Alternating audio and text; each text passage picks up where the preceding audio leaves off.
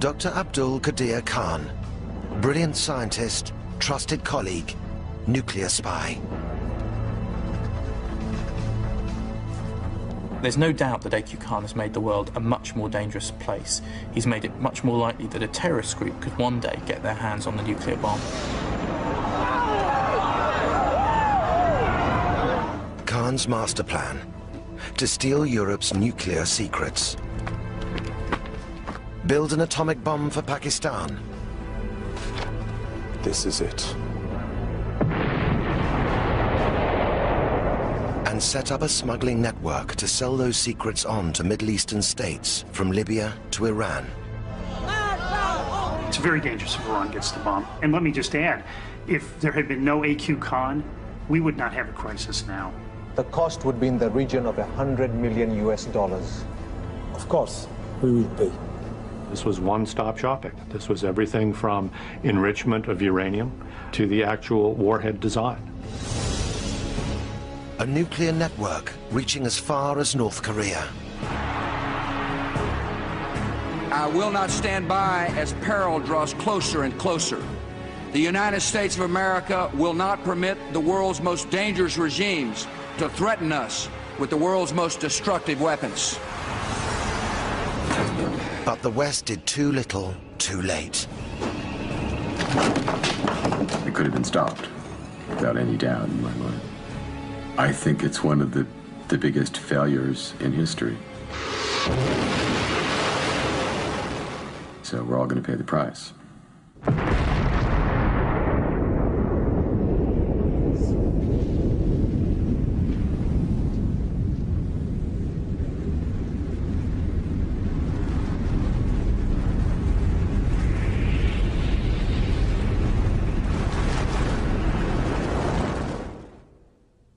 The mastermind behind the biggest global nuclear smuggling ring, A.Q. Khan, is accused of being the most dangerous man in the world.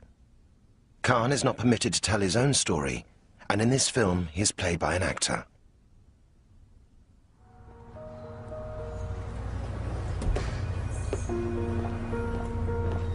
"35 years ago, Pakistani scientist Abdul Khan set out on a path to power and notoriety. He got a job at Europe's largest civilian atomic research consortium, Urenco. He was soon well liked by his colleagues. A.Q. Khan was obviously a very bright metallurgist. He was more than that. He was someone who was easy to get on with, and he was someone who we believed you could rely upon. Urenco's thousands of gas centrifuges provide the uranium fuel for Europe's nuclear power stations. Centrifuges can also enrich uranium for use in an atomic bomb.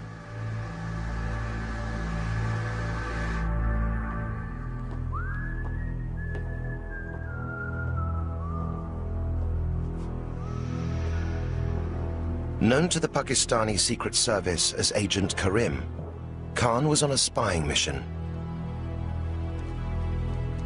He was forbidden access to all classified material, but security was lax.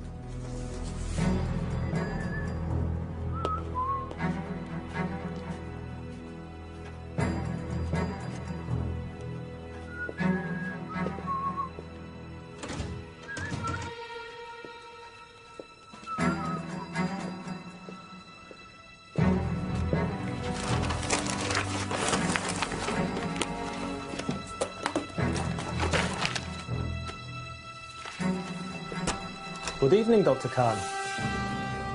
Working late? No, I'm just writing to my family in Pakistan. You see, they're always complaining they never see or hear from me. Okay. I'll see you on the way out. Yes.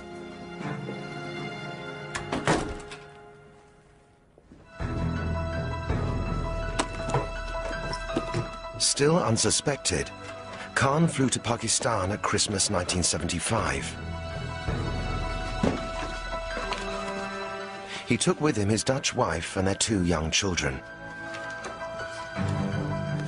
He wrote to his employers saying he had contracted yellow fever, and then he never came back.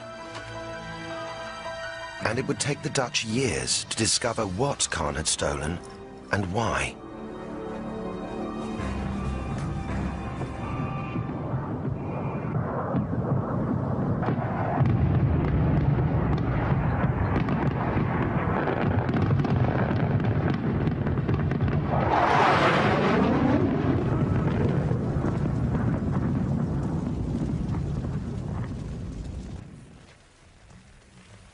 The young nation of Pakistan had recently suffered a crushing defeat by India. Khan's own family were Muslim refugees from India, and he looked to the Islamic Republic as a safe haven. Cont vowed his country would never be humiliated again. A.Q. Cont was motivated by a fierce patriotism, fierce nationalism, a desire to defend his home country of Pakistan. And he saw delivering Pakistan the atomic bomb as a means to delivering Pakistan's security. That was his original motivation, protecting his own country. Pakistan's leader, President Bhutto, swore the nation must have the bomb, even if it meant the people had to eat grass to pay for it.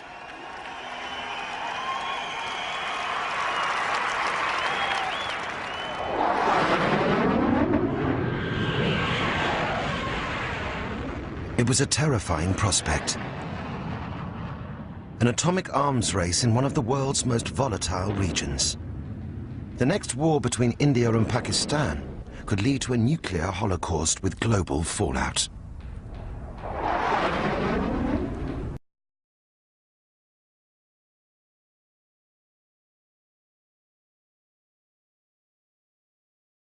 Instructions to find a location for a top-secret research facility.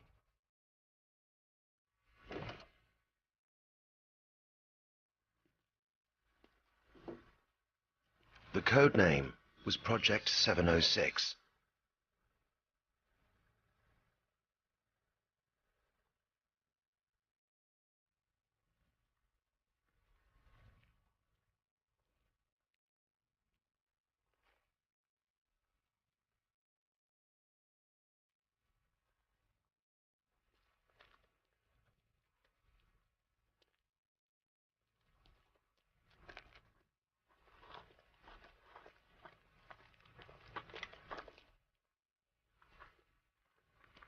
Cont chose Kahuta in the foothills of the Himalayas.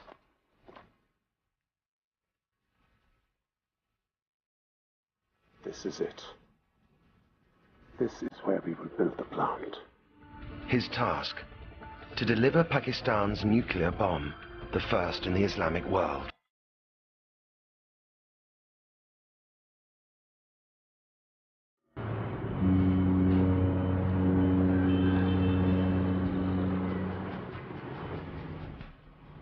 Cont has since told his biographer how he built the Kahuta plant from scratch, relying on foreign suppliers. I took full advantage of the willingness of Western companies to do business and decided to buy from the open market. And there were plenty of takers, nuclear profiteers, happy to exploit the lax export regulations in exchange for a fat profit. Perfect times. They begged us to purchase their goods. And for the first time, the truth of the saying, they would sell their mothers for money, dawned on me. We purchased whatever we required. When are you coming to Pakistan? His next step, to create fuel for a bomb. Cont needed to smuggle centrifuge parts out from the West. Cont's agents made contact with German businessman Gotthard Lerch. In this film, all dramatizations of members of the Cont network are based on intelligence reports and legal documents. These are the details of what we require. There should not be a problem. We supply this technology to many customers. And delivery? Will you have any problem with exporting these goods? No, this will not be an issue. We require no special permission from our government. Much nuclear technology is dual use, usable for peaceful purposes or for the bomb. A loophole Khan often exploited. Such deals were worth hundreds of thousands of dollars to Lurk's company.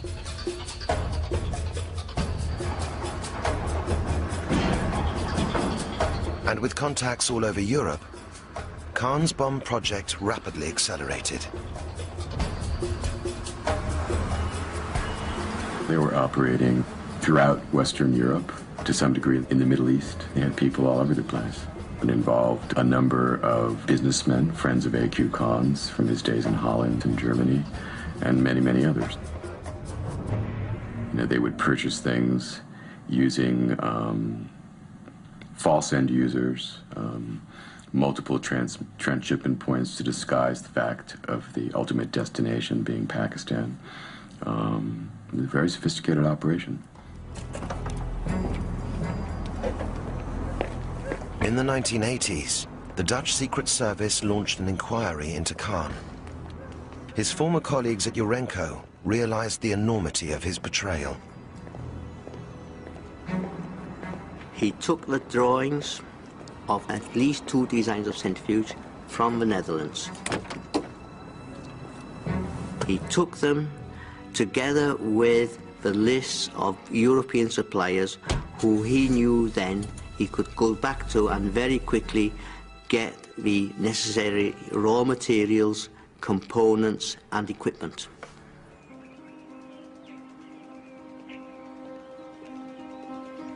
In 1983, the Dutch charged Khan with nuclear espionage. Khan protested his innocence to the press. It was the most concerted and vicious campaign ever launched against anybody since the Second World War. I was presented as a fanatic Muslim devil, a James Bond or a Dr. No or whatnot. The Dutch initiated a false and concocted case against me without my knowledge. The Dutch sentenced Khan to 4 years in jail. But in a curious turn of events, the legal papers were never served correctly, and Khan was acquitted on a technicality. He continued to defy the West. Whatever we achieved at Kahuta is purely due to our own hard work, 100% Pakistani effort, and no foreigner has helped us in any capacity. By 1985, Western intelligence already knew what Kahuta really was. A CIA report from that year has been recently declassified.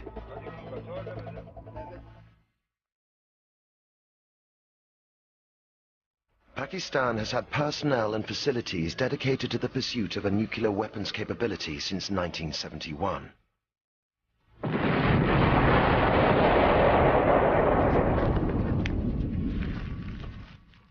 These resources are involved in the design, fabrication, and testing of high explosives and nuclear weapons parts.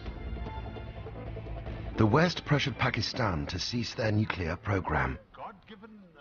Khan retaliated with a blunt letter to the German press.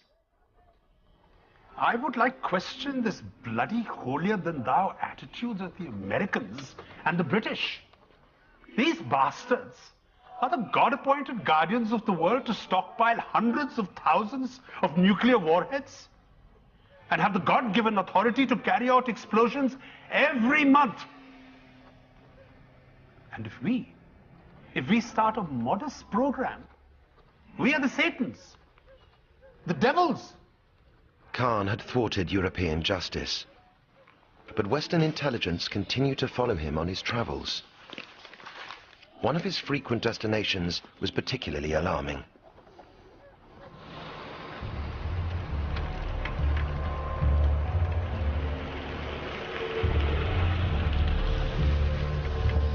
China.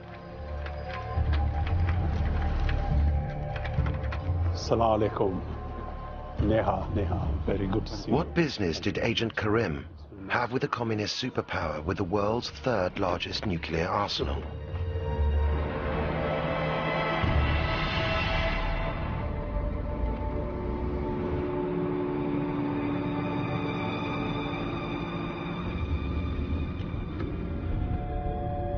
Conventional surveillance methods on Cont failed to provide enough details of his dealings with China.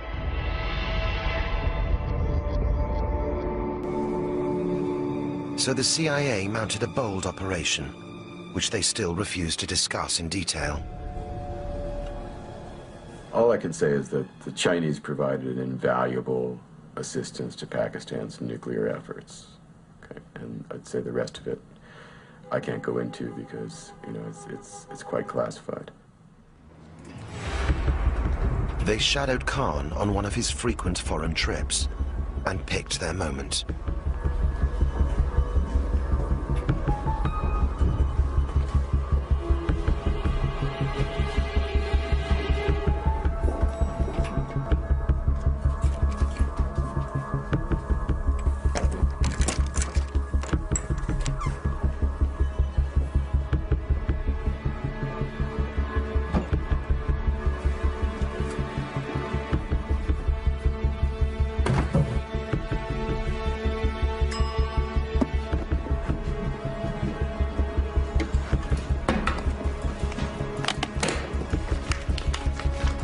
I had asked someone to book me a plane ticket to Islamabad. Could you please find out if it has been done?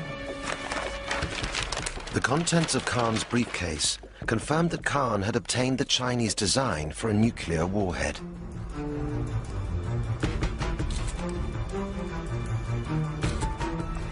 Do you need your passport number, please? Yes.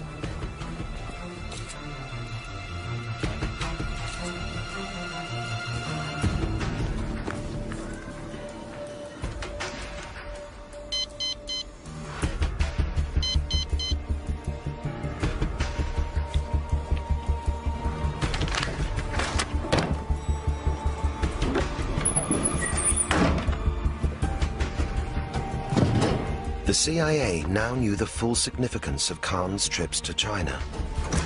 Excuse me. Thank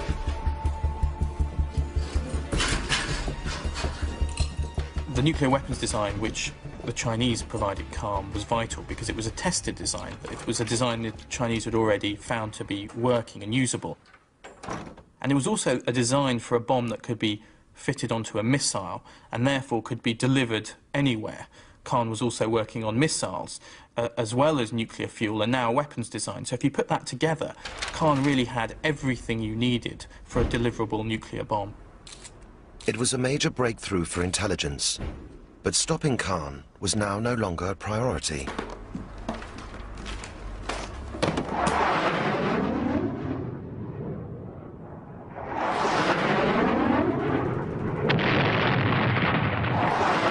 Afghanistan. Throughout the 1980s, a bloody battleground for invading Soviet troops and the fundamentalist Islamic resistance.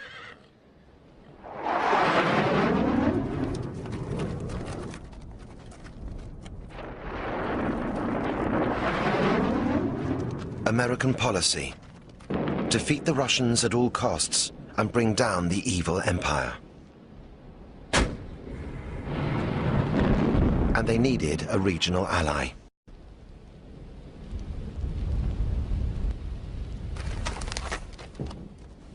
It's clear that during the 1980s, the U.S. was receiving some very troublesome information about Pakistan's nuclear weapons program.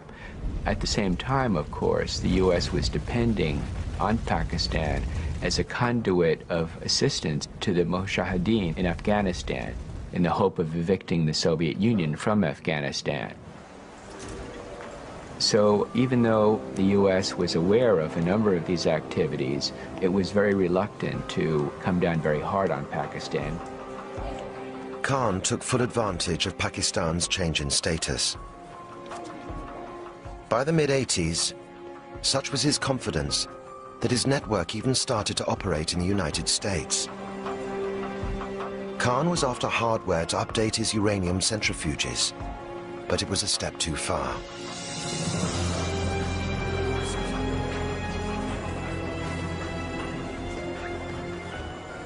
We felt something had to be done, and so we took certain steps. What we were dealing with at this point was violations of U.S. criminal law. as opposed to the Cont network's activities overseas. Barlow oversaw a sting operation on a Pakistani-born businessman, Archie Pervez. Pervez was suspected of being a frontman for the Cont network, and he was after some very sensitive technology. I learned that Archie Pervez was attempting to purchase 25 metric tons of something called 350 grade Malaysian steel. Malaysian steel is an export-controlled, ultra-strong steel, which has very, very limited uses. The reason it's controlled, primarily, is that it's used to make rotors for gas centrifuges to enrich uranium. The team needed to know who Pervez was buying for and where the steel was being smuggled to. One container would pick up on the 15th. I want you to inspect both shipments, though. Sure, I will. I'll pick up the other a week later. The reason I'm picking up 2 shipments, we want to recycle the money. Recycle the money? Okay. Okay? I want to protect my clientele. Finally, Pervez let slip what they needed to know. Good. The Kahuta client is ready. It's going to the Kahuta plants. Okay. Kahuta, is that the correct pronunciation? Am I saying that right? Yes. Okay, great.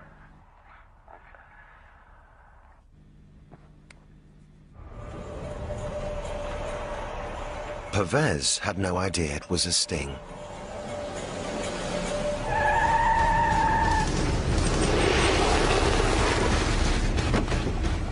Mr. Pervez, you're under arrest. U.S. Customs. Please turn around. You have the right to remain silent. Archie Pervez was convicted for the attempted export of the material for the Pakistani bomb program. But the reaction of Barlow's political masters would come as a complete shock.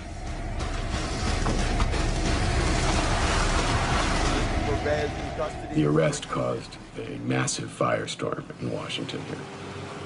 You know, the Congress was up in arms because they just approved $4.2 billion of aid to Pakistan, and suddenly this happens. And so, you know, there were demands for a hearing, and I was sent down by the CIA to testify in a closed session hearing. The congressmen were very angry over this. Barlow's operation had come at the wrong time for Washington.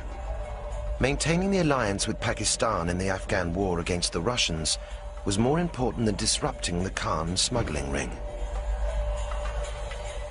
My agency career was basically ruined. I became a traitor in the view of some people who were running the Afghan war. It's been the most damaging experience I've ever had in my life. You know, it's affected my personal life, my career. You know, it's had a profound effect. It's really intolerable. In 1987, the very year the CIA was warned off from pursuing Cont, he expanded his operations into the Middle East.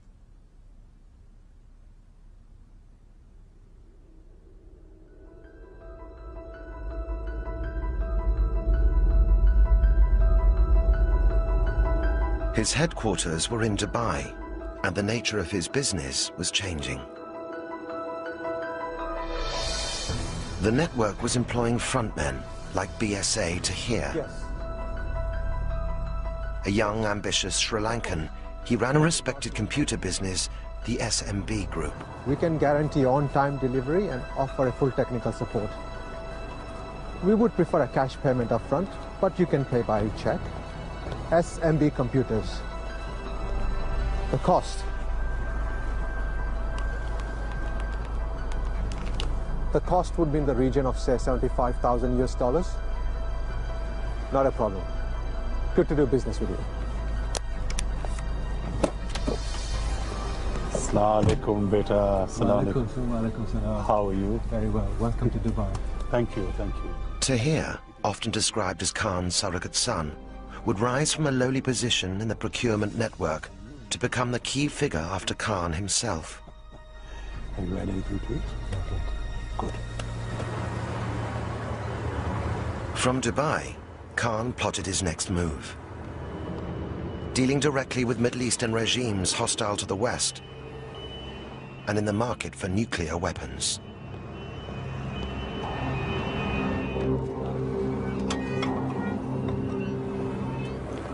Assalamu alaikum, Heinz. Assalamu alaikum. Please sit down.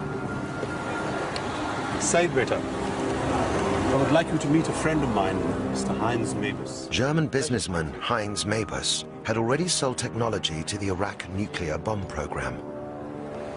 Now, I thought it's very important that the two of you should meet, because Heinz understands, well, perhaps more than anyone, the nature of our business.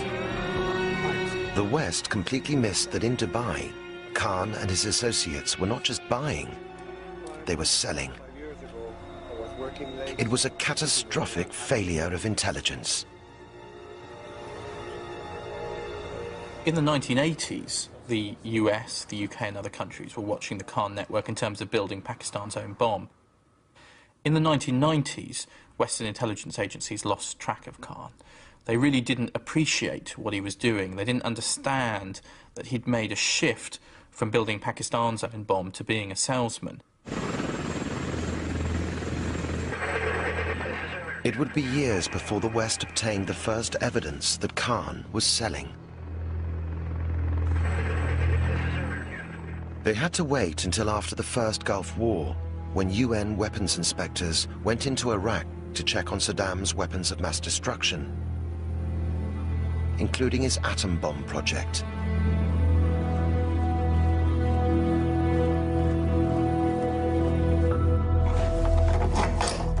At a chicken farm in the Iraqi desert, they uncovered a treasure trove of documents.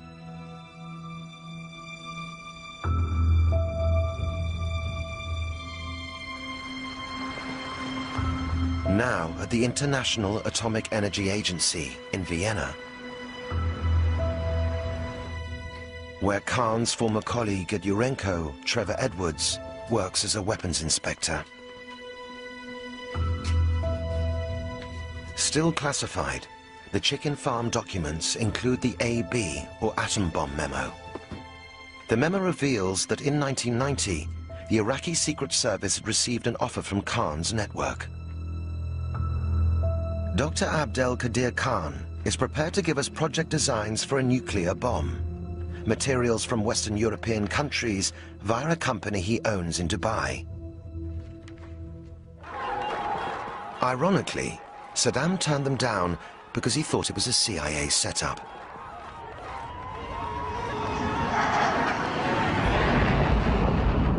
Yet Saddam's regime would eventually be destroyed by the Americans and British, claiming he had weapons of mass destruction.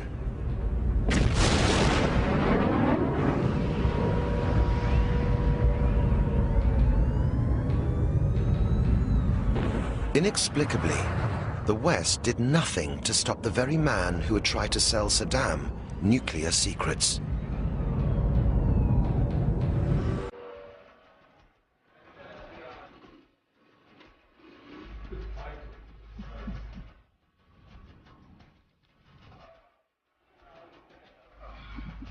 And so during the 1990s, Khan and his network were allowed to become very rich on the proceeds of successful sales to other clients the West knew nothing about.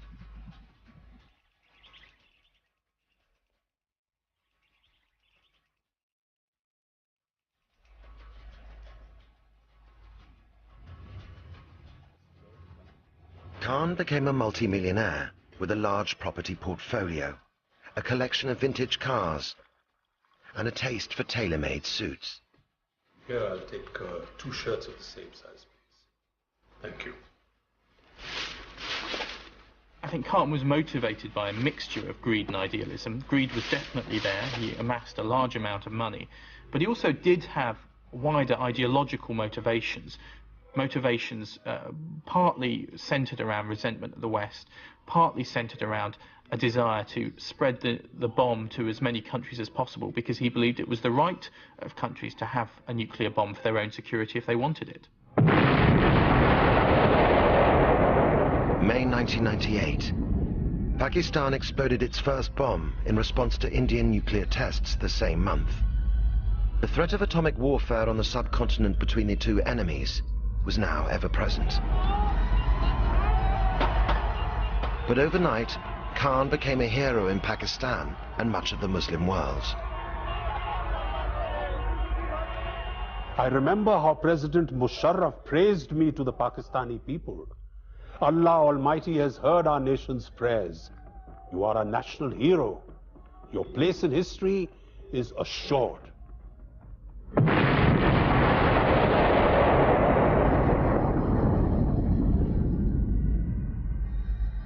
I think the ultimate event was the test in 1998. It was a clear-cut signal to their Islamic brothers that it could be done, and it's been stated by A.Q. Khan and other leaders in Pakistan from the beginning that this was not just the Pakistani bomb, that this was the Islamic bomb. And, you know, I think that that's something of grave concern. A.Q. Khan was instrumental in Pakistan getting the bomb, which has heightened the chance of nuclear war in South Asia. Also, you have to worry that a future government may become fundamentalist and then may use its nuclear arsenal to confront the West and become much more provocative and aggressive. So you have to worry a great deal about the nuclear assets in Pakistan. The research laboratories at Kahuta now began brazenly advertising nuclear technology at international arms fairs. But who was Khan selling to?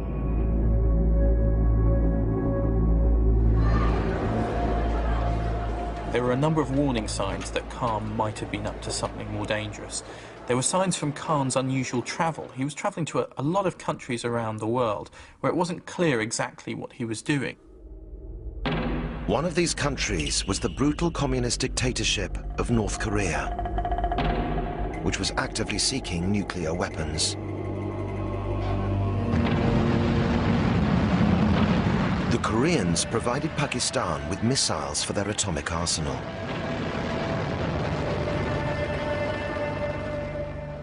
In return, Western diplomats suspected Khan provided them with centrifuges, which Pakistan denied.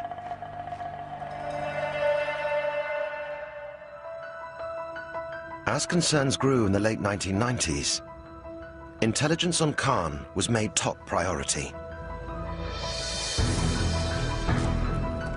A joint task force was set up between MI6 and the CIA. It was agreed between the two sides that they'd share everything, but that it would be a very small team and that no one outside the teams would be told about what they were doing. The task force concentrated on Khan's activities in Dubai and the Middle East,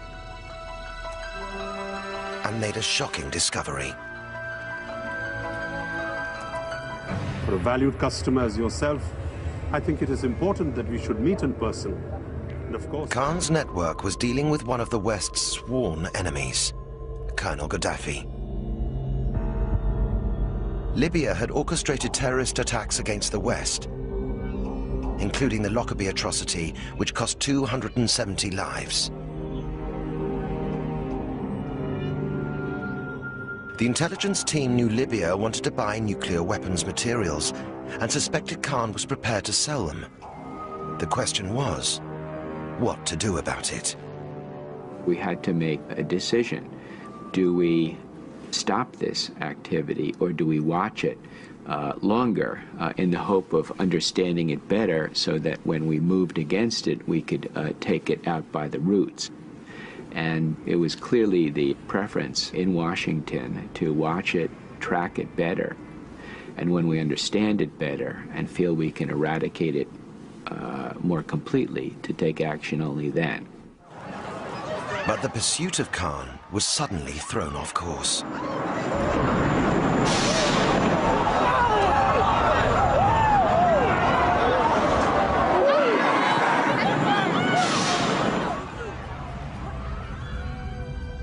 "9/11 strengthened Khan's position, just as the Soviet invasion of Afghanistan had done 20 years earlier.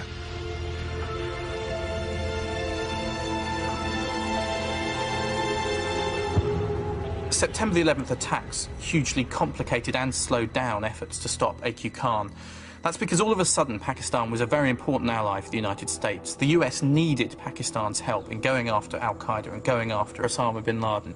And that was a problem in dealing with A.Q. Khan, because to deal with Khan, you needed to put pressure on Pakistan. And doing that was very difficult because of Khan's status as a national hero. The Americans pressured Pakistan to rein in Khan. President Musharraf called him in person.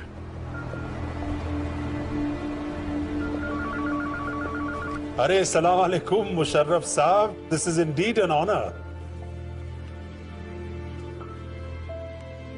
Nothing, President Saab. This is a routine trip. I do it so often, and you know that there is no problem. There's nothing to be worried about.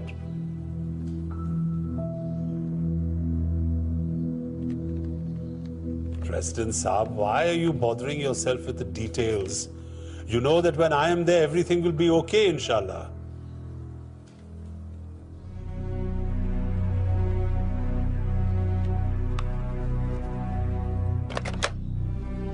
Despite the warning, Khan continued to sell Pakistan's atom bomb technology.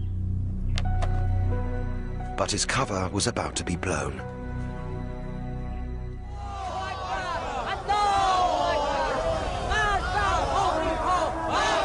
Iran, the hardline Islamic Republic, and another Middle Eastern state with nuclear ambitions.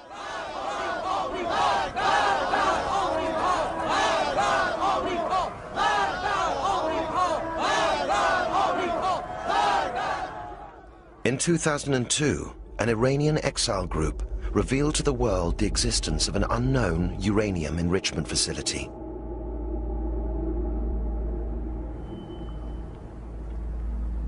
Six months later, after intense diplomatic negotiation, UN inspectors gained access to Iran. We've reconstructed their investigation. They headed straight for Natanz. They offered us a helicopter ride from Tehran to Natanz, but we decided that let's take a car. We drove that 250, 300 kilometer stretch from Tehran to Natanz. And with a high speed, it was all the time 170 kilometers per hour when we are pushing, because most of the time it's actually almost like a desert.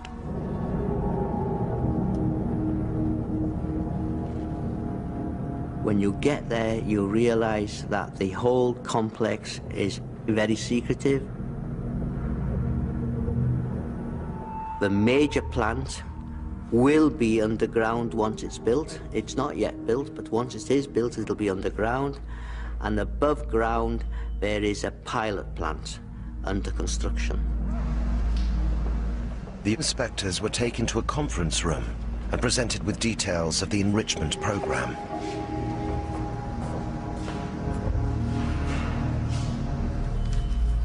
The Iranians claimed they had nothing to hide. He said that we have developed this all by ourselves. We have used certainly all public information which was available. The project had lasted 5 years and basically used internet, etc. And that's what you see, and this is a genuine Iranian centrifuge. I went into the pilot plant. I also went into the workshops. Now, in the workshops, they had a model of a centrifuge which they said was an indigenous designer centrifuge. However, when I walked into the room, I recognized it within 10 seconds as the Dutch design of centrifuge that I had known in the 1970s. It was based upon the technology acquired by A.Q. Khan from when he was in the Netherlands. Suspecting the Iranians were not telling the truth about where they had obtained their centrifuge technology, the inspectors visited other sites.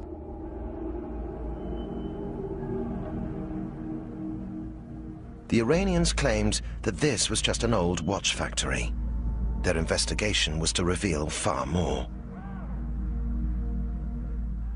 There were boxes and cartons piled up against the windows and piled up against the doors. And very strangely, the janitor could not find the keys for these buildings. And we realized that some parts of the building had been totally renovated. So all the ventilation system had been taken out, new nice tile floors and walls were in place.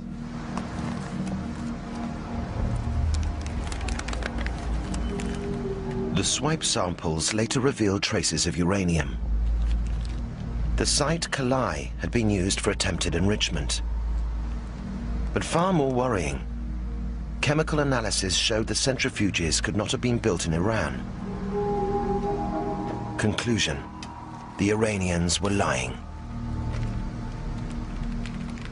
Then they had to do a hard choice. Either stick to their previous explanations and just say, we don't know where it comes from, or you come with the explanation. And they decided to go for explanation. And then the story started to unravel, because then they said that actually it was not entirely genuine. We had got technology from abroad.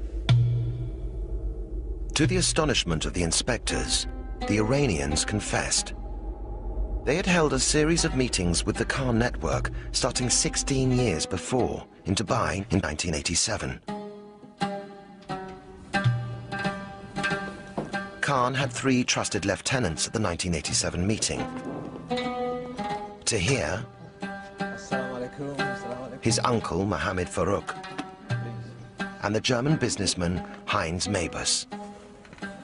Gentlemen, Dr. Khan sends his apologies that he cannot be here in person, but he sends his best wishes and assures you that we are more than capable of meeting with your request. Please. Now, what you see in front of you are the blueprints for the P1 centrifuge for uranium enrichment. The designs are European and have successfully been built by Dr. Khan in Pakistan, where they are fully operational. So, gentlemen, it's simply a matter of how much you're willing to pay.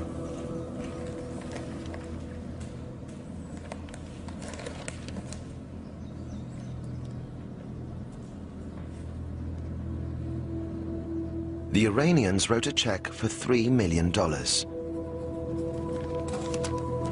Please. Tahir's uncle, Mohammed Farouk, took it straight across town to make sure it wouldn't bounce.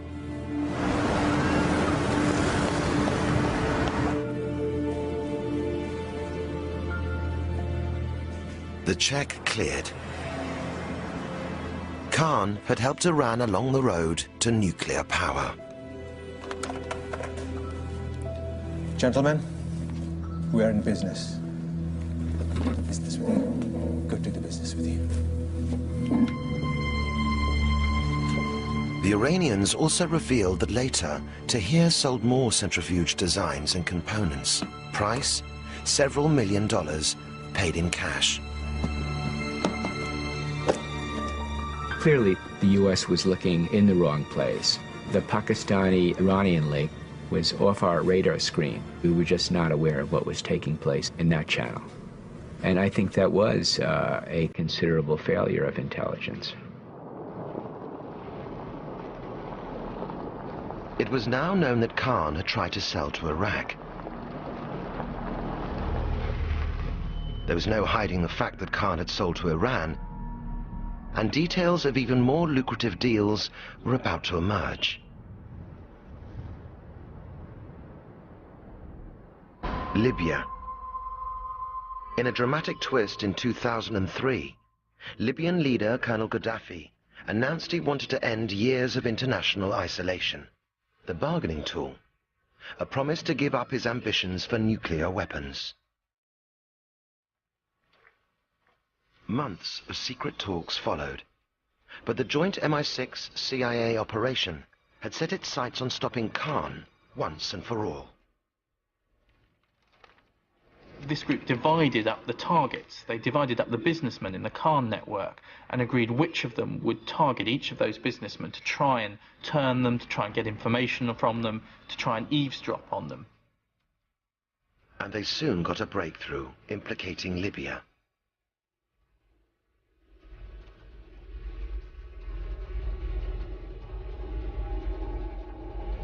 A Malaysian engineering company, SCOMI, had been awarded a contract worth $13 million by Tahir.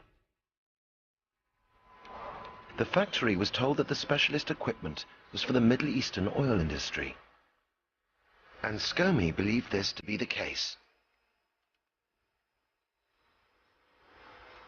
But the project was overseen by Swiss engineer Urs Tinner, the son of one of Kahn's associates who had supplied Kahuta in the 1980s.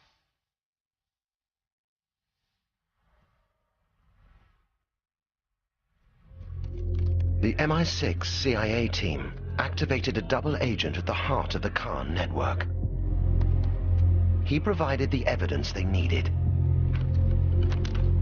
The Malaysian factory was building centrifuge parts for the Libyan atomic bomb.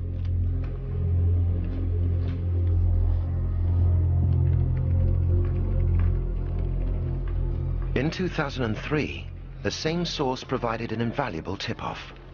A container ship, the BBC China, was bound from Dubai to Libya. They seized the chance to move against Kahn, diverting the ship to Italy.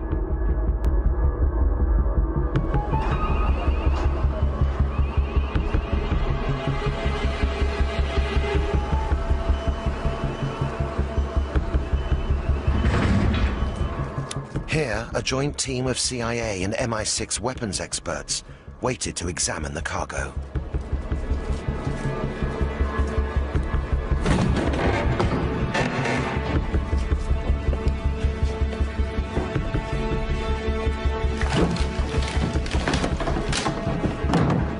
Inside, centrifuge parts bound for Libya, some from the Malaysian factory, and others from Kahn's Kahuta plant.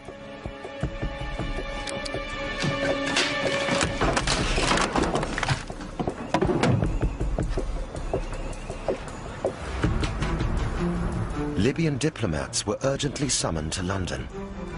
At an exclusive club, the British and Americans used the BBC China seizure as leverage to force the Libyans to give up on their nuclear weapons program. We did have a private room to conduct business in this very impressive surrounding. It was a discussion that was quite difficult, and I think all of the participants in that discussion would agree with that characterization, and it went on for a good number of hours. This evening, Colonel Gaddafi has confirmed that Libya has now declared its intention to dismantle its weapons of mass destruction completely. A month later, a team of UN weapons inspectors arrived in Libya. They told very frankly that they had contacts with Dr. A.Q. Khan in terms of getting the technology and the meetings mid-1990s. So we got a very good start.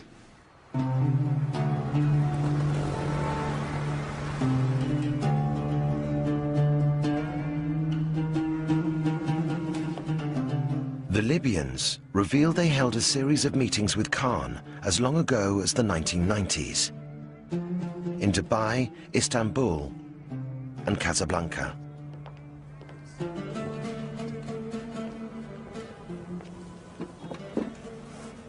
You're asking for a lot.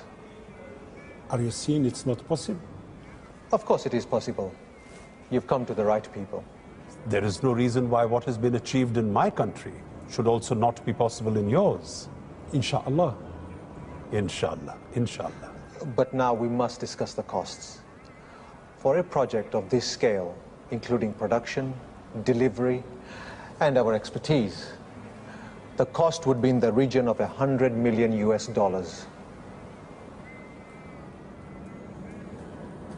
It's a great deal of money. But for what we're offering, surely a small price to pay. Of course, we will pay. Good. Shukran. This remains Khan's biggest known deal. Good to do business with you. Shukran. Shukran. On the Libya trip, the inspectors were taken to a secret site on the outskirts of Tripoli.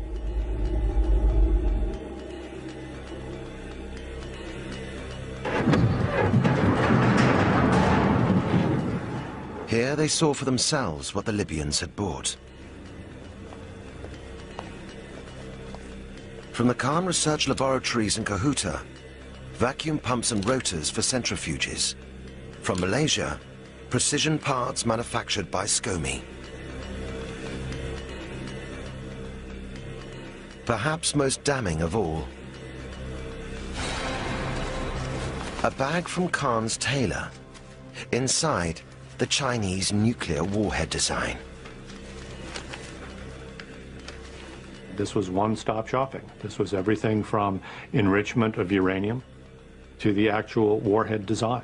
The fact that you could go to one place and you could buy basically the capability to produce nuclear weapons was something that had to be stopped. News of the Libyan investigation sent the Cont-Tahrir network into panic. Listen to me.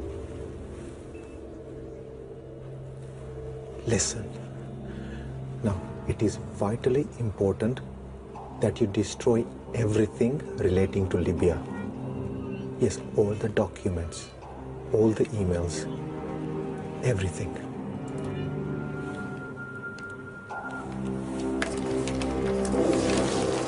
It was not enough. Tahrir was soon arrested and interrogated by the Malaysian police. We had several meetings with the Libyans. They asked us to supply centrifuge units for their nuclear program. Some came directly from Pakistan by air. Others had to be manufactured here in Malaysia, also Turkey, South Africa. We were active in Europe too. I arranged for all the components to be shipped through Dubai and also handled the finances. Following his confession, Tahrir was remanded in custody in Malaysia, where he remains. The Pakistani authorities could protect Khan no longer. Before the nation, the father of Pakistan's nuclear bomb was forced to confess he sold his country's atomic secrets for personal gain. My dearest brothers and sisters, much of the evidence that I have been confronted with is true and accurate. I have chosen to appear before you to offer my deepest regrets and unqualified apologies to a traumatized nation. Humiliated, Khan has been under house arrest for 3 years. The Pakistani government insists that Khan, without their knowledge, acted alone in selling nuclear technology to Libya, Iran and North Korea. But they deny that this aided North Korea's recent nuclear test. The problem is, I don't think that the Pakistani authorities have turned over all the information they have. Iran is claiming that it bought just a certain amount of equipment from AQ Cont and nothing more. It would be good to hear from AQ Cont whether they're telling the truth. Today, Natanz remains at the center of the diplomatic crisis over Iran's nuclear program. Close to completion, it'll house up to 50,000 centrifuges, enough to enrich uranium for a weapons program.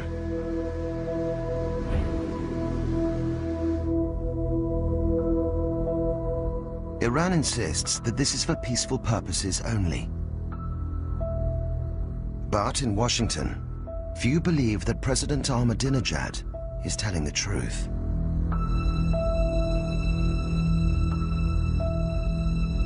Iran aggressively pursues these weapons and exports terror, while an unelected few repress the Iranian people's hope for freedom.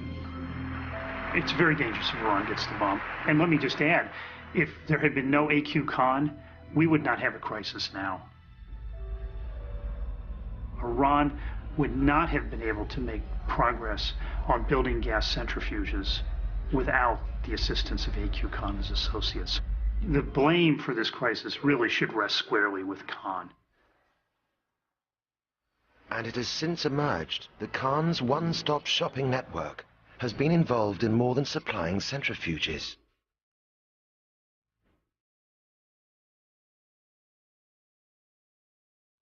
In late 2005, IAEA inspectors are looking through some documents in Tehran.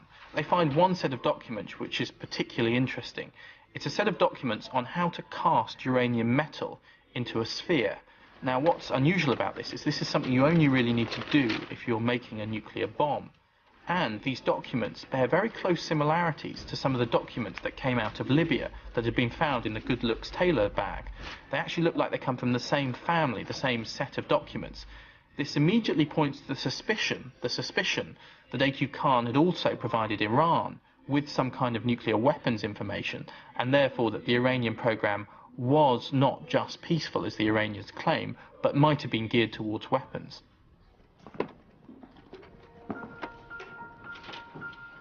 And there are still so many unknowns. No one has access to Khan, or to the diaries he's kept for the past 30 years. Khan's trade in terror began when he betrayed his colleagues and stole the West's atomic secrets. Today, his own secrets are well kept.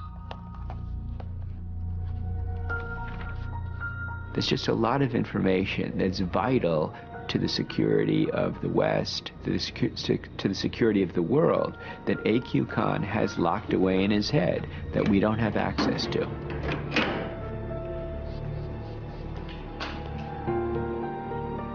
I think A.Q. Khan is vastly more dangerous than Osama bin Laden. Osama bin Laden, at the moment, is, capable of nothing more than conventional terrorism. A.Q. Khan has spread weapons of mass destruction to the most dangerous regimes in the world.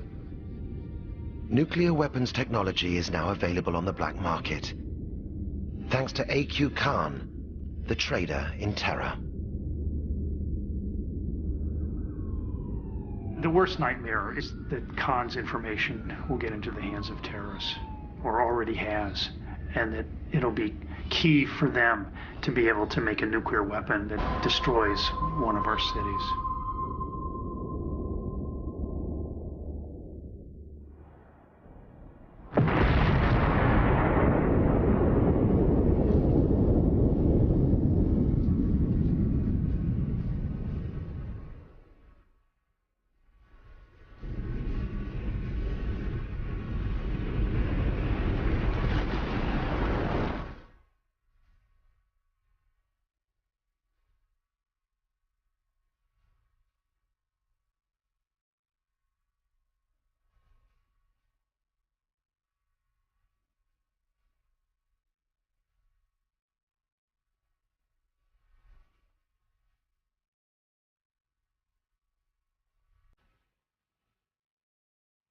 This is it. This is where we will build the plant.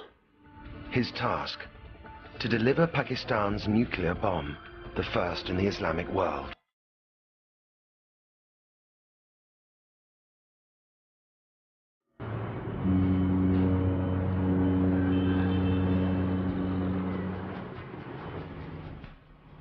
Khan has since told his biographer how he built the Kahuta plant from scratch, relying on foreign suppliers.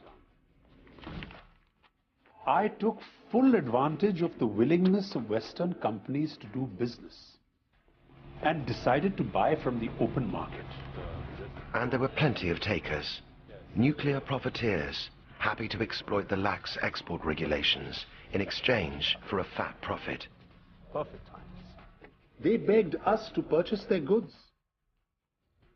And for the first time, the truth of the saying, they would sell their mothers for money, dawned on me. We purchased whatever we required. When are you coming to Pakistan? His next step: to create fuel for a bomb. Khan needed to smuggle centrifuge parts out from the West. Khan's agents made contact with German businessman Gotthard Lurk. In this film, all dramatizations of members of the Khan network are based on intelligence reports and legal documents. These are the details of what we require. There should not be a problem. We supply this technology to many customers. And delivery? Will you have any problem with exporting these goods? No, this will not be an issue. If you require...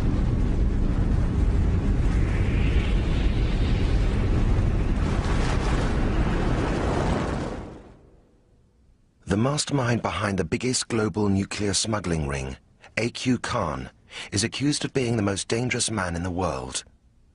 Khan is not permitted to tell his own story, and in this film he is played by an actor.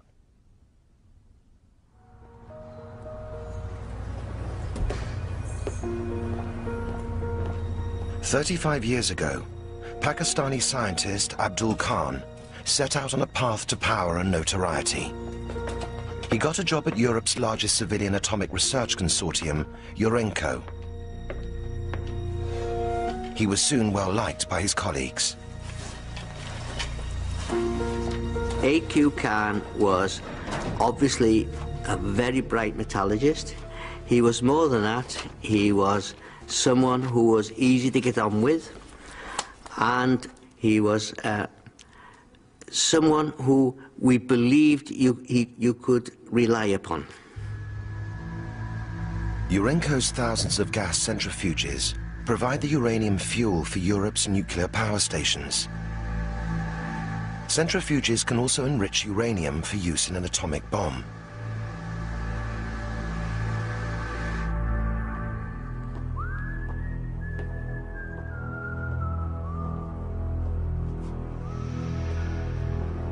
Known to the Pakistani Secret Service as Agent Karim, Khan was on a spying mission. He was forbidden access to all classified material, but security was lax.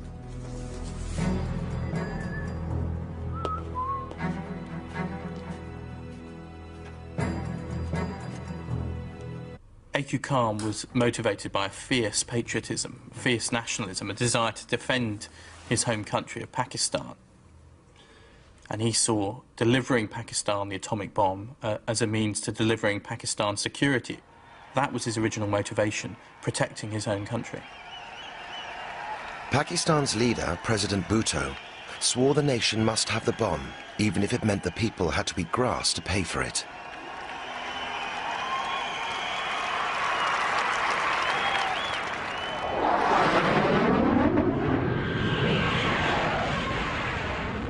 It was a terrifying prospect.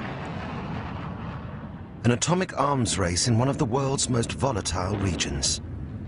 The next war between India and Pakistan could lead to a nuclear holocaust with global fallout.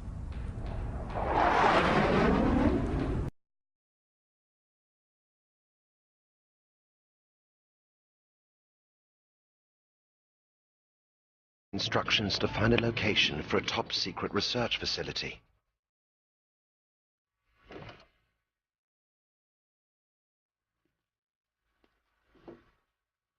The code name was Project 706.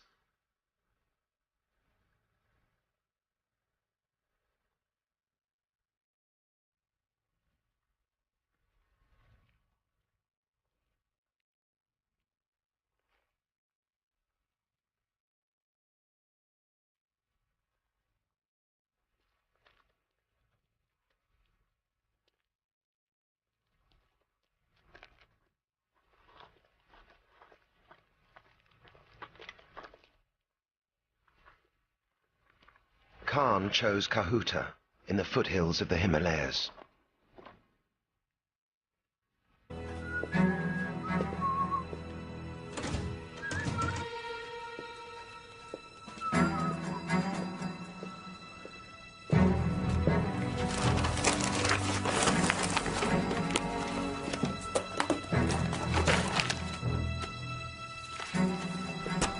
Good evening, Dr. Khan.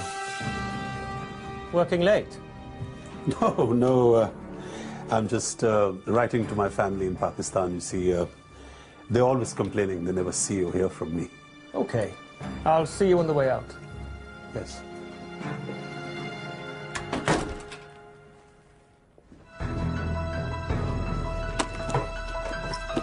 Still unsuspected, Khan flew to Pakistan at Christmas 1975. He took with him his Dutch wife and their 2 young children. He wrote to his employers saying he had contracted yellow fever, and then he never came back. And it would take the Dutch years to discover what Khan had stolen and why.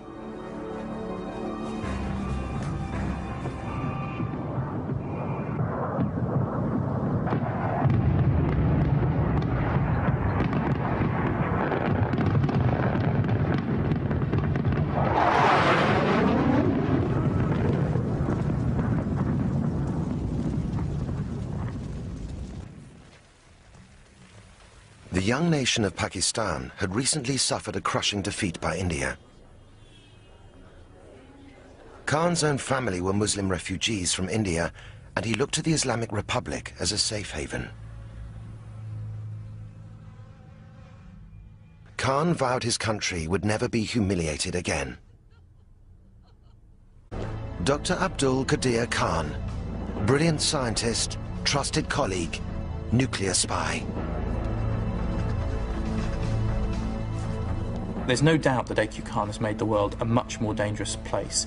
He's made it much more likely that a terrorist group could one day get their hands on the nuclear bomb.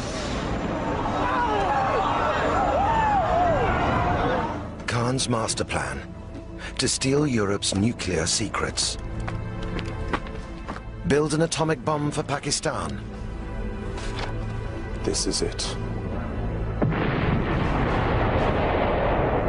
And set up a smuggling network to sell those secrets on to Middle Eastern states, from Libya to Iran.